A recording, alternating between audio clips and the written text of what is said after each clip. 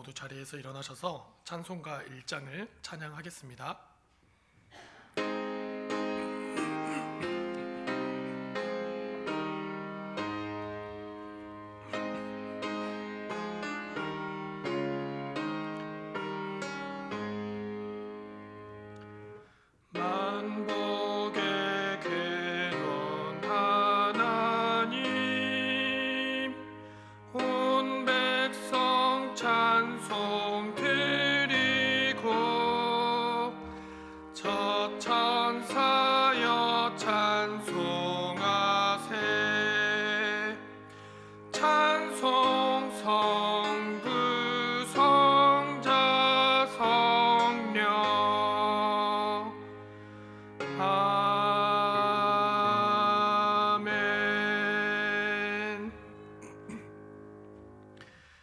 우리를 사랑하시어 친히 이 땅 가운데 독생자 예수 그리스도를 보내주신 하나님 아버지, 사순절 셋째 주를 보내며 우리를 위하여 친히 고난을 당하시고 십자가에서 속죄의 길을 걸어가셨던 예수님을 생각합니다.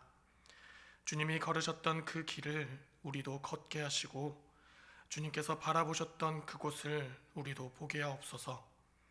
또한 주님께서 행하셨던 모든 일들을 우리도 행하게 하시고 주님께서 말씀하셨던 사랑의 언어로 우리에게 채워 주옵소서. 오직 주님을 따름으로 주님께 합당한 자가 되어 살아가기를 간절히 구하오며 예수 그리스도의 이름으로 기도합니다. 아멘. 자리에 앉으셔서 찬송가 449장 찬양하겠습니다.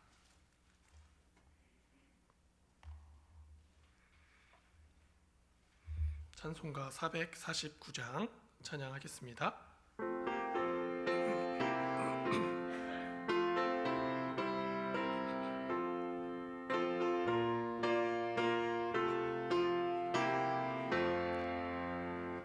예수 따라가며 복음 순종하면 우리 행할 길 환하겠네.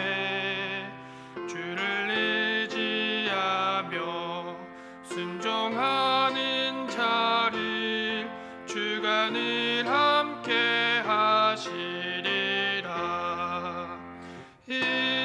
의지하고 순종하는 길은 예수 안에 즐겁고 복된 길이로다.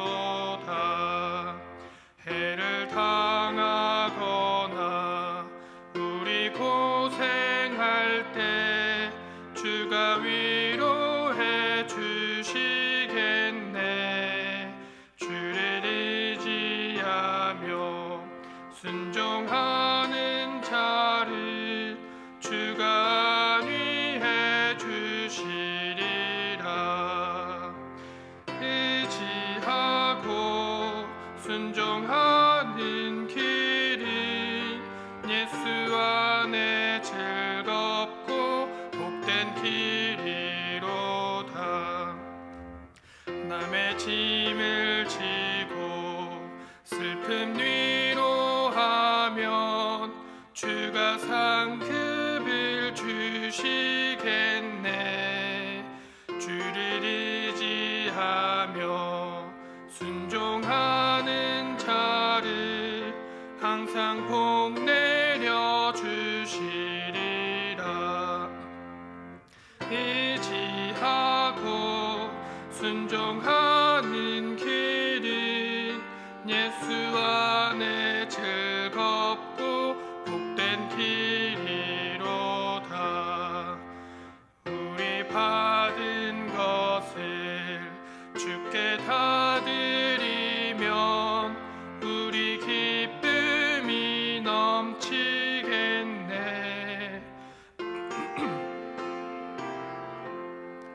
순종하는 자를 은혜 풍성케 하시리라. 의지하고 순종하는 길은 예수 안에 즐겁고 복된 길이로다. 주 주를 힘입어서 말씀 잘 배우고 주를 모시고 살아가세. 주를 의지하며 항상 순종하면 주가 사랑해 주시리라. 의지하고 순종하는 길은 예수 안에 즐겁고 복된 길이로다. 오늘 하나님께서 우리에게 주시는 말씀은 사도행전 1장 6절에서 14절의 말씀입니다. 신약 187쪽입니다. 사도행전 1장 6절에서 14절의 말씀, 신약 187쪽에 있습니다. 저와 여러분이 한 절씩 교독하겠습니다. 제가 먼저 6절을 읽겠습니다. 그들이 모였을 때에 예수께 여쭈어 이르되 주께서 이스라엘 나라를 회복하심이 이때니까 하니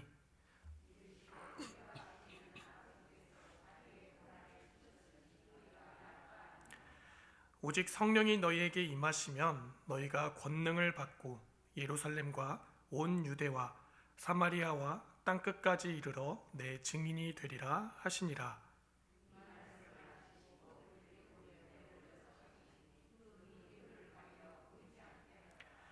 올라가실 때에 제자들이 자세히 하늘을 쳐다보고 있는데 흰옷 입은 두 사람이 그들 곁에 서서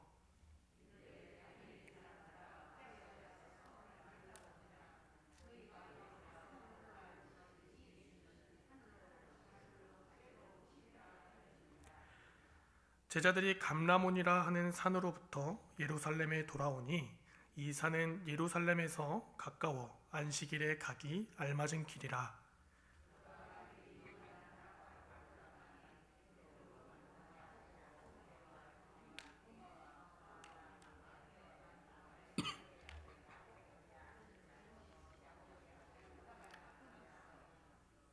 다 함께 읽겠습니다. 여자들과 예수의 어머니 마리아와 예수의 아우들과 더불어 마음을 같이하여 오로지 기도에 힘쓰더라. 아멘. 한때 우리의 눈길을 사로잡는 흥미로운 제목의 드라마가 등장했었습니다. 여기 계신 분들도 많이 보셨을 것 같은데요. 바로 슬기로운 의사생활이란 제목의 드라마였습니다. 이 드라마에는 5인 5색의 각자 개성이 넘치는 의사 친구들이 등장을 하게 되지요.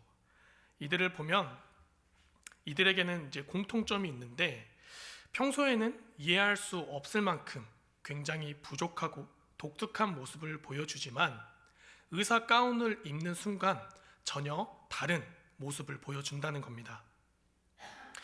사리를 바르게 판단하고 일을 잘 처리해낸다는 뜻의 슬기롭다라는 말이 무색하지 않을 만큼 슬기로운 의사의 모습을 보여주는 것이죠. 많은 사람들이 이들을 보며 감탄하고 박수를 보냅니다.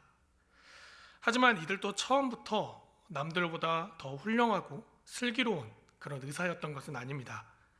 많은 실수를 거듭하고 많은 위협과 유혹이 있었지만 의대를 졸업하며 선서했던 히포크라테스 선서를 기억하며 의사로서의 소명과 윤리를 잊지 않고 지키기 위해 최선을 다해 살아가다 보니 어느새 바르게 판단하고 능력을 갖춘 슬기로운 의사의 모습으로 거듭날 수 있었던 것이죠.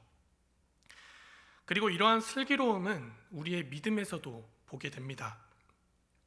우리는 성경에 등장하는 위대한 믿음의 선배들을 봅니다. 목숨이 걸린 위협과 유혹 앞에서도 흔들리거나 무너지지 않고 당당히 믿음을 지켜내는 모습을 보게 되지요.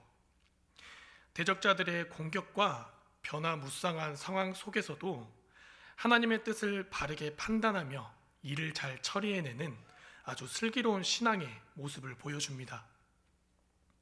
하나님 나라의 복음을 위해 목숨 걸고 증거하는 그들을 보면서 가히 슬기로운 증인이라 말할 수 있을 겁니다. 그러나 그들도 처음부터 슬기로운 증인은 아니었습니다. 수없이 무너지고 실수하며 그리고 혹독한 훈련을 통해서 하나님과 사람 앞에 인정받는 슬기로운 증인으로 거듭나게 된 것이지요.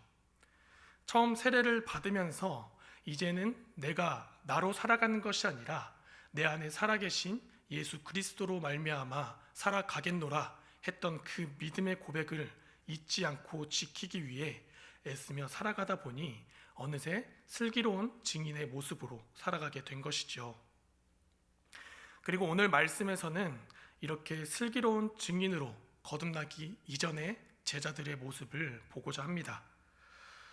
예수님과 함께 3년의 공생애를 보냈고 또한 부활하신 예수님을 만나 40일 동안 가르침을 받았음에도 불구하고 여전히 부족했던 제자들의 모습을 보게 됩니다. 그리고 오늘 말씀을 통해서 이 제자들에게 과연 부족했던 것은 무엇이었는지, 또 슬기로운 증인으로 거듭나기 위해 이들에게 필요했던 것은 무엇이었는지 함께 살펴보았으면 좋겠습니다. 오늘 본문의 시작인 6절 말씀을 원문으로 보게 되면 한글 성경에는 번역되어 있지 않는 맨운이라는 접속사가 있습니다. 그러므로 라고 해석되는 이 접속사는 앞의 내용인 1장 3절에서 5절까지의 말씀과 긴밀히 연결되어 있음을 알려주는 것이죠. 앞의 내용은 부활하신 예수님께서 승천하시기 전 이제 40일간 제자들을 가르치시는 그 가르침의 내용이 있는데 그 주제는 바로 하나님 나라에 관한 것이었습니다. 누가는 사도행전을 기록함에 있어서 이 하나님 나라에 관한 언급으로 시작하여 끝을 맺을 만큼 예수님의 가르침 가운데 하나님 나라를 굉장히 강조하고 있습니다. 이것은 사도행전의 전개 방향과 더불어서 신약시대 구속사의 방향이 곧 하나님 나라 복음의 확장이라는 것을 강력히 시사하고 있는 것이죠. 더불어 하나님 나라 복음의 확장은 그것을 전하는 증인들의 사명을 강조하게 됩니다. 왜냐하면 증인들이 없이는 복음의 확장이 이루어질 수 없기 때문입니다. 그래서 사도행전의 주제라 볼 수 있는 1장 8절에서도 예수님은 제자들을 향해 내 증인이 되라 라고 말씀하시죠. 예수님께서는 하나님 나라를 가르치시며 우리가 증인으로 또 하나님 나라를 전하며 살아가야 한다고 말씀하고 있습니다. 하지만 오늘 말씀을 보면 어떻습니까? 귀가 닳도록 예수님의 가르침을 받은 제자들은 여전히 증인으로 준비되어 있지 않음을 확인할 수 있습니다. 오늘 본문의 시작인 6절 말씀을 보면 제자들은 예수님께 이렇게 묻습니다. 이스라엘 나라를 회복하심이 이때니까? 라고 질문하고 있습니다. 이스라엘 나라를 회복하심이 이때니까? 여기서 예수님께 묻는다는 부분을 헬라어로 살펴보면 에로톤 아우톤이라고 기록하고 있는데요. 원문의 뉘앙스를 살려 이 부분을 직역하여 본다면 그들은 그에게 계속하여 물었다로 해석할 수가 있습니다. 즉 예수님께 끊임없이 예수님, 그때가 이스라엘 나라를 회복하심이 이때입니까? 라고 끊임없이 물었다는 거죠. 제자들이 예수님께 이렇게 계속하여 물었던 것은 예수님의 가르침이 자신들의 소망과 일치하지 않았기 때문입니다. 오랜 시간 예수님과 함께하며 하나님의 나라를 배웠고 예수님이 어떤 분인지를 보았지만 예수님의 부활 이후에도 제자들은 여전히 하나님 나라의 개념을 올바르게 이해하지 못했습니다. 그래서 제자들은 여전히 영적 구원을 위해 오신 영적 메시아를 이해하지 못했고 계속해서 정치적 메시아를 고대하고 있었던 겁니다. 예수께서 성령 강림을 약속하시며 예루살렘에서 기다리라 명하셨지만 제자들은 그것이 곧 이스라엘 나라의 정치적인 해방을 염두에 두는 말씀으로 오해했던 것이죠. 이처럼 제자들은 여전히 부르심을 받은 증인으로서 부족한 모습을 보입니다. 그렇다면 제자들이 하나님 나라의 슬기로운 증인이 되기 위해 무엇을 해야 했을까요? 예수님의 제자들은 하나님의 뜻을 올바르게 판단하고 성령의 능력을 갖추기 위해 기도로 준비해야 했습니다. 제자들은 첫째로 슬기로운 증인이 되기 위해서 바르게 판단해야 했습니다. 우리 본문 7절 말씀을 다시 한번 봉독하겠습니다. 이르시되 때와 시기는 아버지께서 자기의 권한에 두셨으니 너희가 알 바 아니요. 제자들은 예수님께 묻습니다. 이스라엘 나라를 회복하심이 이때니까? 제자들의 이 질문은 예수님의 가르침에 대한 잘못된 이해와 판단에서 비롯되는 것이죠. 앞서 이스라엘 나라의 회복에 대한 잘못된 이해를 지적했지만 사실 하나님의 나라가 임할 때 있을 그 회복은 부분적인 것이 아니라 온전한 회복을 의미하기 때문에 사실 영적인 회복과 더불어 이들이 기대하는 것처럼 정치적인 해방도 포함될 겁니다. 그래서 우리가 이 말씀에서 주목해야 할 제자들의 잘못된 판단은 정치적 해방을 추구했다라는 것이라기보다는 바로 이 때에 집중했다는 겁니다. 예수님은 때와 시기를 말씀하고 계시죠. 그런데 여기서 때와 시기는 각각 다른 단어를 사용하고 있습니다. 오늘을 통해 살펴보게 되면 각각 연대기적 기간과 또 특정한 시점을 가리키는 단어인데요. 그리고 오늘 본문서와 같이 이 두 단어가 동시에 사용되게 될 때는 바로 종말론과 관련한 시간을 언급하기 위함입니다.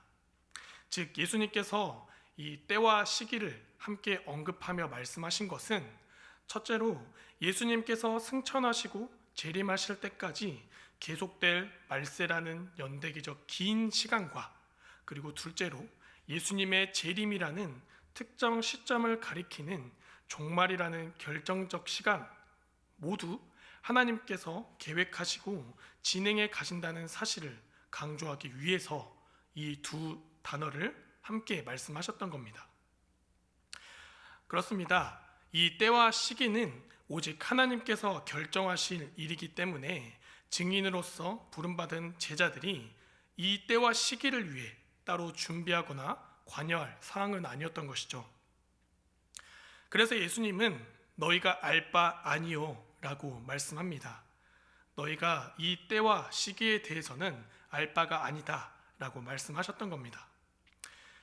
한글 성경에서는 매우 단호하게 들리죠. 너희가 알 바 아니다 라고 하는 이 예수님의 말은 굉장히 단호하게 들릴 수도 있지만 원문의 의미를 살려 직역한다면 단순히 너희가 알 바 아니다 라고 단호하게 말씀하신 것이 아니라 너희가 해야 할 바는 따로 있다 라고 해석할 수 있습니다. 다시 말해 제자들이 집중해야 할 중요한 것은 종말의 때와 시기가 언제인가를 아는 것이 아니라 종말의 때와 시기를 어떻게 준비하느냐에 있다는 것을 말씀하시고자 했던 것이죠. 이제 예수님께서 떠나신다는 사실에 불안한 제자들은 매우 혼란스럽고 조급한 마음에 더욱 때와 시기에 집착하고 중요한 것이 무엇인지 바르게 판단하기 힘들었을 겁니다.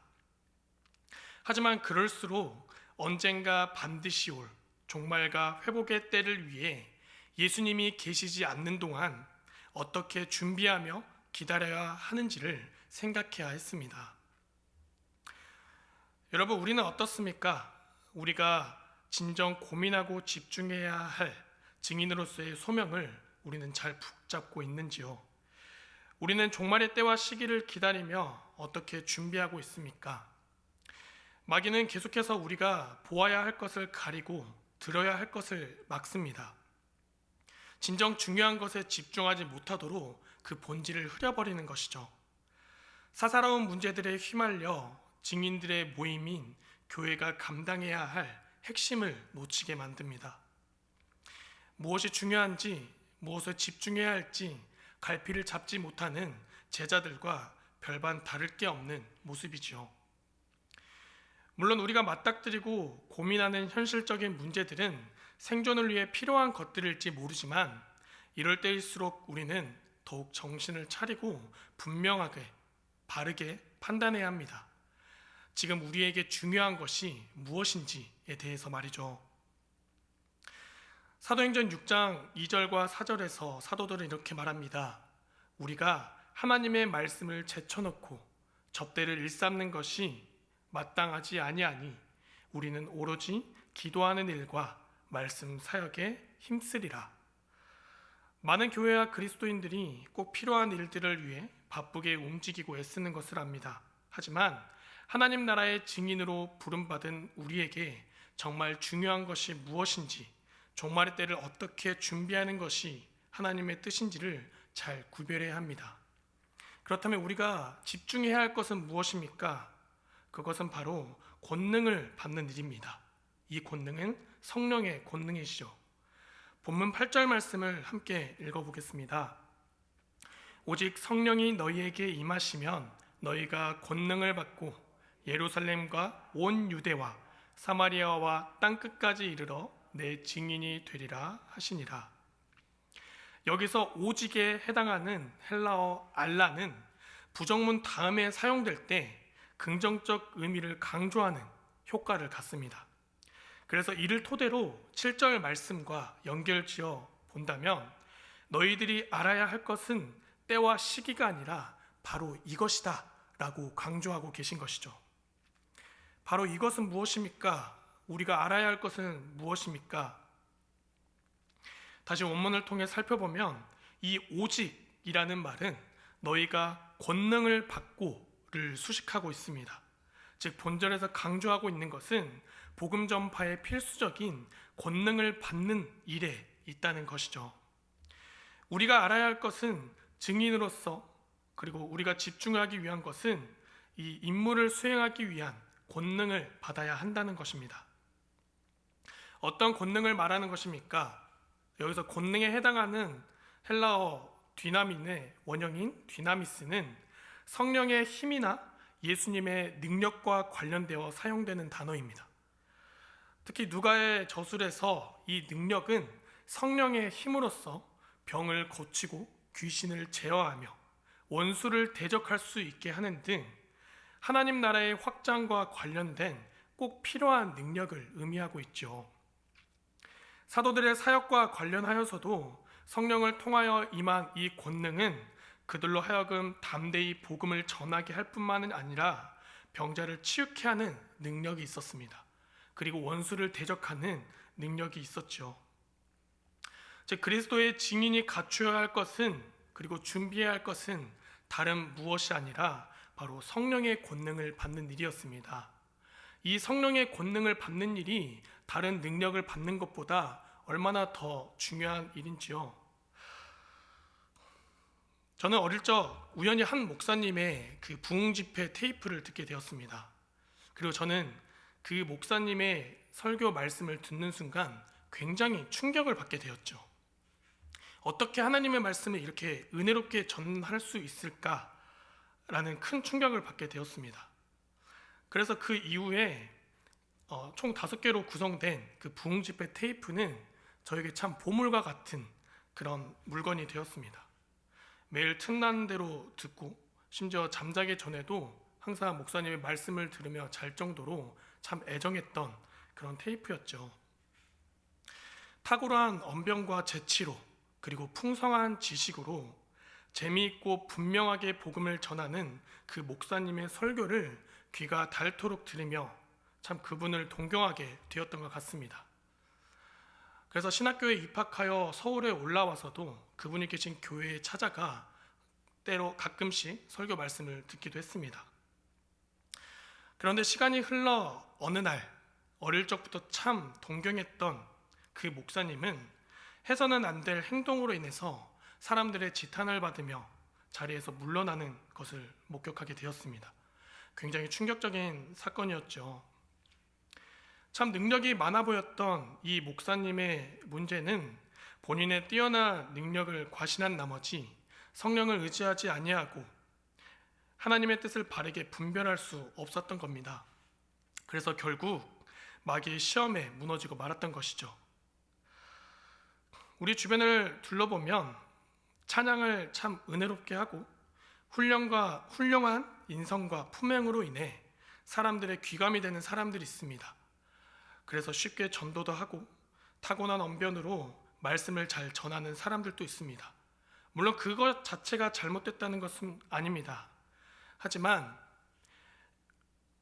앞서 살펴보았던 그 목사님과 그리고 성경 속 인물들을 살펴보면 그들이 가진 인간적인 능력은 결국 최후 승리를 얻는 데 있어서 우리의 원수를 대적하는 데 있어서 도움이 되지 않는다는 것을 볼 수 있습니다.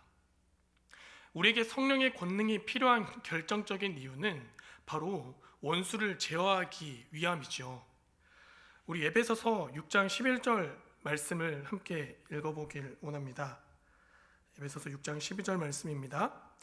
우리의 씨름은 혈과 육을 상대하는 것이 아니요 통치자들과 권세들과 이 어둠의 세상 주관자들과 하늘에 있는 악의 영들을 상대함이라.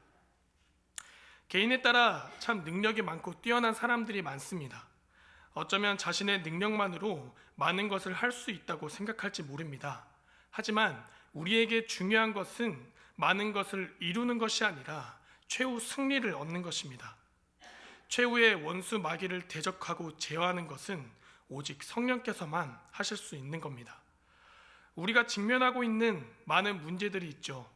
우리의 지혜와 능력으로 극복할 수 있다고 생각할 수도 있습니다. 하지만 그리고 우리의 계획대로 움직인다면 충분히 회복되고 하나님의 나라가 확장될 수 있다고 생각할 수도 있을 겁니다. 하지만 성령의 능력으로 움직이지 않는 교회의 최후는 원수 마귀에게 무릎 꿇고 패배하는 것입니다. 하나님 나라의 증인으로 교회를 바르게 세우기 위해 우리는 반드시 성령의 권능을 받아야만 합니다. 그렇다면 우리가 이 성령의 권능을 받기 위해서 무엇을 해야 합니까? 그래서 우리는 기도에 힘써야 하는 것입니다. 본문 13절과 14절 말씀을 봉독하겠습니다. 들어가 그들이 유하는 다락방으로 올라가니 베드로, 요한, 야고보, 안드레와 빌립, 도마와 바돌로메, 마테와 및 알페오의 아들 야고보, 셀로딘 시몬, 야고보의 아들 유다가 다 거기 있어 여자들과 예수의 어머니 마리아와 예수의 아우들과 더불어 마음을 같이하여 오로지 기도에 힘쓰니라. 예수님께서 승천하신 후 제자들이 보였던 행동은 한참 동안 하늘을 쳐다보고 있었던 겁니다. 제자들은 예수님께서 하늘로 승천하시고 구름이 가리웠을 때 아마도 변화산에서처럼 구름이 걷히고 다시 예수님이 보일 것이라 생각했을지 모릅니다. 그것이 아니더라도 무언가 특별한 일이 나타날 것이라 기대했을지도 모르겠습니다. 하지만 천사들은 멍하니 하늘을 쳐다보고 있는 제자들을 향해 이렇게 책망했습니다.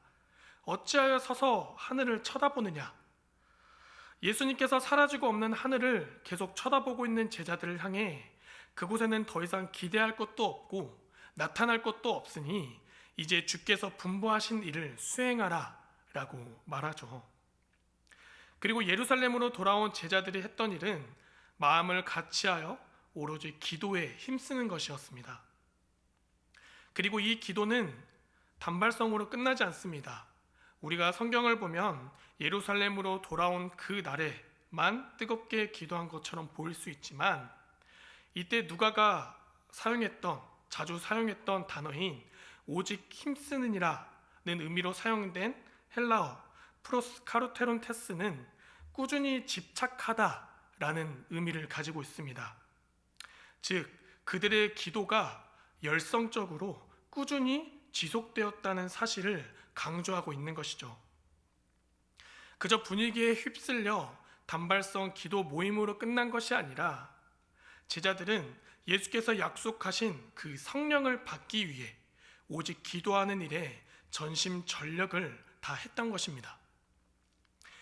여기서 우리는 제자들이 이전과 달리 슬기로운 증인으로 변하기 위해 얼마나 많은 노력을 기울이고 있는지, 얼마나 기도에 집중하고 있었는지를 확인할 수 있습니다. 그리고 제자들은 또 다른 모습을 보여줍니다. 이들은 더 이상 언제까지 우리가 기도해야 하는지, 대체 예수님이 말씀하신 그 성령이 언제 오시는 것인지를 걱정하지 않았습니다. 그것을 기대하지 않았습니다. 그저 기도하는 일에 전심을 다했습니다. 뿐만 아니라 초대교회에 모인 사람들은 각양각색의 사람들이었습니다. 본문에 있는 제자들만 해도 참 다양한 직업과 신분을 가진 사람들이었지만 그 외에 있었던 120명의 사람들 중에는 참 다양한 신분과 처지에 있는 사람들이 모여 있었죠. 또한 예루살렘에만 살아서 유대적 습관이 몸에 밴 유대인과 또 이방 문화와 관습이 익숙한 디아스포라 유대인 혹은 완전한 이방인으로서 전혀 다른 생활 방식을 가진 사람들이 한 자리에 모여 있었습니다. 서로가 낯설고 어색한 상황이었지만 더 이상 사사로운 것에 고민하거나 매이지 아니하고 오직 하나님 나라의 확장이라는 증인으로서의 소명에 집중하기 위해 기도에 힘썼던 것입니다. 이제 제자들은 무엇이 중요한지 바르게 분별하고 힘쓰고 있었던 것이죠. 우리가 슬기로운 증인이 되기 위해 그리고 하나님의 말씀을 바르게 분별하는 성령의 권능을 얻기 위해 집중해야 할 기본 훈련은 바로 기도입니다. 성경 지식, 그리고 뛰어난 언변, 성품 등 여러 가지 갖추고 훈련해야 할 많은 것들이 있겠지만 그 중에서도 우리가 하나님 나라의 증인으로서 필요한 기본 훈련은 바로 기도가 되어야 합니다. 우리는 예수님이 다시 오실 종말의 때와 시기를 기다리며 지금도 치열한 영적 전쟁을 수행하고 있습니다. 매일 매 순간 이루어지는 길고 긴 이 전쟁에서 승리하기 위해 우리는 기도로 훈련해야만 합니다. 예수님께서는 우리에게 하나님 나라와 그의 의를 위해 먼저 기도할 것을 말씀하셨습니다. 기도는 우리가 하나님 나라의 증인으로서 본분을 잃지 않게 합니다. 당장 눈앞에 보이는 문제보다 하나님의 크신 뜻을 따르게 합니다. 그리고 기도는 열성적으로 꾸준히 계속되어야 합니다. 치열한 영적 전투 속에서 마귀는 우리의 빈틈을 찾아 노리고 있습니다. 한순간의 방심은 우리를 타락의 길로 이끕니다. 예수님께서는 중요한 일을 마주하셨을 때만이 아니라 늘 하나님 앞에 기도하셨음을 기억해야 합니다. 그래서 언제나 개인의 뜻이 아닌 하나님의 뜻에 따라 판단하셨고 하나님이 주신 권능으로 일하셨음을 우리는 기억해야겠습니다. 슬기로운 하나님 나라의 증인으로 하나님의 뜻을 바르게 판단하고 성령의 능력을 갖추며 준비하기 위해 늘 기도에 힘쓰는 우리가 되었으면 좋겠습니다. 말씀을 정리합니다. 증인은 헬라어로 마르투레스라고 합니다. 이 단어는 종종 순교자를 다르게 표현할 때 사용하기도 하죠. 순교자 스데반에게 이 단어가 사용되기도 했고 요한계시록 17장 6절에서 성도들이 예수님 때문에 흘린 피를 증인의 피라 표현할 때 이 단어가 사용되기도 했습니다. 즉 증인이 된다는 말은 예수님에 대해 입으로 증거할 뿐 아니라 자신의 삶과 온 생명을 다해 증거하는 사람이라는 의미를 담고 있는 것이죠. 사랑하는 성도 여러분, 지금의 한국교회는 참 혼란스러운 상황에 직면해 있습니다. 이때에 우리는 하나님의 뜻을 따라 사례를 바르게 판단하며 슬기로운 하나님 나라의 증인이 되는 것으로 회복되어져 가야 합니다. 우리의 힘으로는 할 수 없습니다. 그렇기에 성령의 권능 받기를 기도해야 합니다. 우리가 할 수 있는 최선을 다해 하나님 나라와 그의 의를 위하여 기도하며 나아가야 합니다. 하나님 앞에 부끄러울 것이 없는 슬기로운 증인으로 바로 서게 되는 우리와 한국교회가 되기를 위해 함께 기도하며 나아가는 승리교회가 되었으면 좋겠습니다. 이 시간 함께 기도했으면 좋겠습니다. 첫째로는 지금의 한국교회가 혼란스러운 상황에 직면해 있지만 이 혼란의 때에 우리가 하나님의 뜻을 바르게 판단하며 성령으로 말미암은 능력으로 깨어있기를 소망했으면 좋겠습니다. 그래서 하나님 앞에 부끄러울 것이 없는 슬기로운 증인으로 바로 서게 해달라고 함께 기도했으면 좋겠습니다. 그리고 두 번째로는 코로나로 인해 고통당하고 있는 우리 주변의 이웃들을 위해서, 또한 전쟁으로 인해 위험에 처한 우크라이나를 위해서도, 또한 동해안 산불 피해 지역을 위해서도 함께 기도했으면 좋겠습니다. 그들에게 하나님의 치유의 손길과 평화가 임하기를 함께 기도하시겠습니다. 아버지 하나님, 우리가 혼란스러운 이때에 오직 하나님께 기도함으로 나아갑니다. 하나님께 기도함으로 우리가 성령께서 주시는 그 지혜와 능력으로 마땅히 우리가 증인으로서 받은 이 사명을 잘 감당해 나가기를 원합니다. 혼란스러운 상황에 우리가 무너지지 않고 우리가 주변을 둘러보며 시험에 빠지는 것이 아니라 오직 사방의 우겨섬을 당할지라도 우리가 하늘의 소망을 바라며 하나님을 바라보면서 우리가 해야 할 일에 집중하기를 원합니다. 주여, 이 시간 우리가 간절히 기도하며 하늘의 소망을 바라며 나아가오니 우리와 함께하여 주시고 증인으로 바로 설 수 있도록 주님, 우리에게 새 힘을 허락하여 주시옵소서. 하나님, 또한 코로나로 인해 고통당하고 있는 우리 주변의 이웃들을 바라봅니다. 육신의 고통으로 인해서, 또한 마음의 고통으로 인해서, 또한 영혼이 무너지고 있는 많은 사람들을 우리가 보게 됩니다. 하나님, 또한 전쟁으로 고통당하고 있는 우크라이나와 또 동해 산불로 인해서 고통당하고 있는 사람들이 있습니다. 우리의 이웃들을 우리가 외면하는 것이 아니라 우리가 함께 그들의 고난에 동참하고 그들을 위해 기도하면서 아버지의 치유의 손길이 그곳에 임하기를, 하나님의 평화가 그들과 함께하기를 간절히 기도하기를 소망합니다. 하나님, 우리에게 함께하게 우리에게 붙여주신 그 이웃들을, 우리와 함께하는 그 이웃들을 외면하지 아니하고 함께 기도하며 나아가기를 주님 인도하여 주시옵소서.